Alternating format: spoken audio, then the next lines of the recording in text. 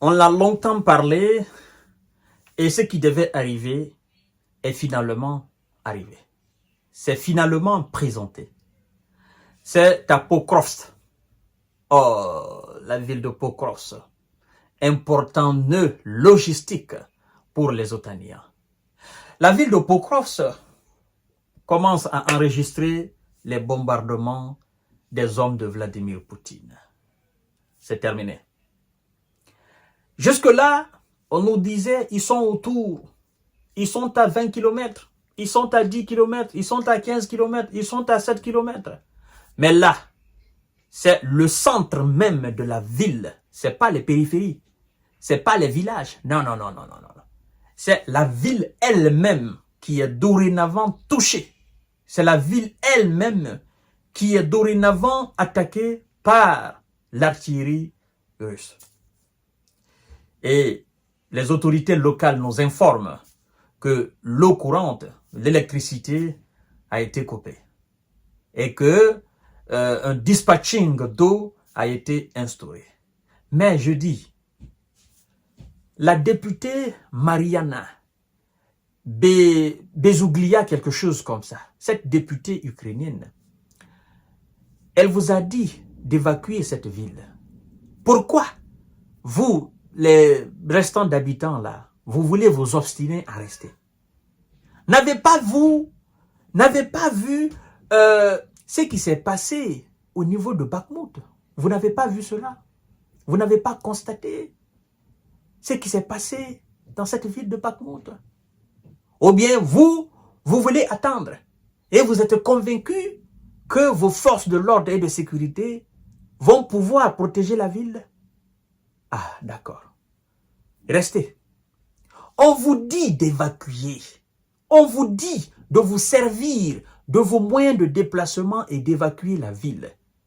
Le train ou les trains qui devaient venir vous évacuer, ces trains ont été annulés la semaine dernière parce que les autorités nous ont informé que c'est suite à de l'insécurité dans la région que les trains ont été annulés. Donc, si les trains de l'autorité centrale devraient vous évacuer, ce train n'est pas venu, vous cherchez quoi alors? L'autorité vous a passé un message. Hein? L'officier de presse de la 109e brigade qui rôde autour de cette ville vous a dit, partez, allez-y, ne restez pas là. La ville ne va pas tenir. Ben, vous avez fait la sourde oreille. Et mesdames et messieurs et mesdemoiselles, la ville de Pokrovsk est dorénavant attaquée par les forces russes. Je parle de la ville elle-même, la ville de Pokrovsk. Partagez la vidéo dans tous les groupes possibles. Aujourd'hui, je dirais plutôt ces deux personnes qui ont été envoyées au repos éternel. Et il y a effectivement des blessés à l'est comme à l'ouest de la ville. Vous savez, les forces russes ont en quelque sorte encerclé la ville et ils ont coupé, ils ont détruit, je crois bien, trois ponts qui devaient permettre aux hommes de M. Zellelan certainement de continuer le ravitaillement ou d'accéder à la ville. Donc ces trois ponts ont été coupés, détruits, anéantis, rendus en cendres. Et dorénavant, la ville elle est livrée à elle-même. Nous allons voir en profondeur. Alors, une personne a été envoyée au repos éternel suite au bombardement à Pokrovsk selon les autorités locales. Mesdames et messieurs et mesdemoiselles, des bombardements russes sur la ville stratégique de Pokrovsk. Un important centre logistique dans l'est de l'Ukraine, menacé par l'avancée majeure des troupes du Kremlin. On fait savoir ce dimanche 15 septembre 2024, n'est-ce pas? Au moins une personne a été envoyée au repos éternel, les autorités locales. À 9h15, un bâtiment a été touché près d'une station-service par une frappe d'artillerie ennemie, parlant de la Russie. A précisé l'administration militaire de la ville de Pokrovsk. Un autre bombardement vers 11h a touché l'ouest de la ville, amenant une autre personne au repos éternel, selon la même source. L'armée russe se trouve à quelques microns, selon les observateurs militaires, à moins effectivement de 7, 8, 5, 6 km de Pokros. L'approvisionnement en eau courante et en gaz y a été coupé en raison de combats, ont annoncé les autorités locales. Des distributions d'eau potable ont été restaurées. Des frappes russes ont également privé l'électricité de larges parties de la ville, a ajouté la mairie cette semaine. Les autorités locales et les médias ukrainiens ont également rapporté des frappes russes ayant endommagé 2 ponts de Pokros. Alors, je crois que les habitants de Pokros, vous êtes dorénavant avertis. Fuyez, quittez cette ville. Vous n'avez plus d'avenir là. Les Otaniens ne pourront pas protéger la ville. Les hommes de Volodymyr Zelensky ne pourront pas protéger cette ville.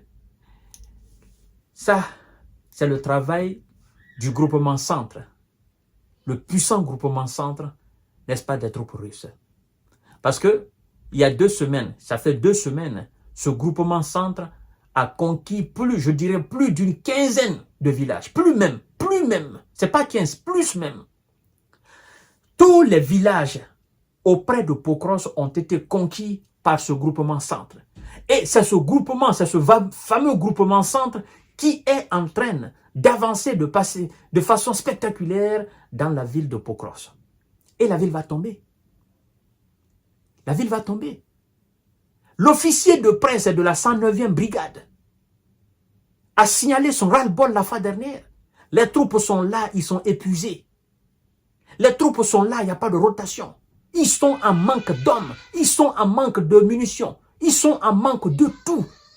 Il n'y a plus rien. Il est d'ailleurs allé jusqu'à s'attaquer à l'opération, n'est-ce pas, à l'envoi des hommes dans la région russe de Kos. Il a dit, mais pourquoi on les a envoyés là-bas? Mais je comprends, c'était purement politique. On savait que ça, c'était un non-événement. Ça n'avait pas d'avenir. Et pendant ce temps, nous sommes en train de souffrir à l'est du pays. Nos positions sont en train de tomber. Au lieu de garder ces hommes autour de nous et essayer de contrer cette force, n'est-ce pas, indestructible, ils nous divisent, ils envoient une partie au nord du pays. Et maintenant, comment on fait? Au nord du pays, ils sont sous le coup de feu. Nous ici, nous sommes sous le coup de feu. Nous sommes divisés. Nous, il n'y a pas de remplaçant. Il n'y a absolument rien. On demande des missiles, ça ne vient pas. On demande des obus, ça ne vient pas. Il y a un retard significatif dans l'approvisionnement. Qu'est-ce qu'on fait? Ben, les gars vont continuer un à un à nous engloutir, à engloutir nos villes et nous ne pourrons absolument rien faire. Donc, population de Pokrovsk, allez-y.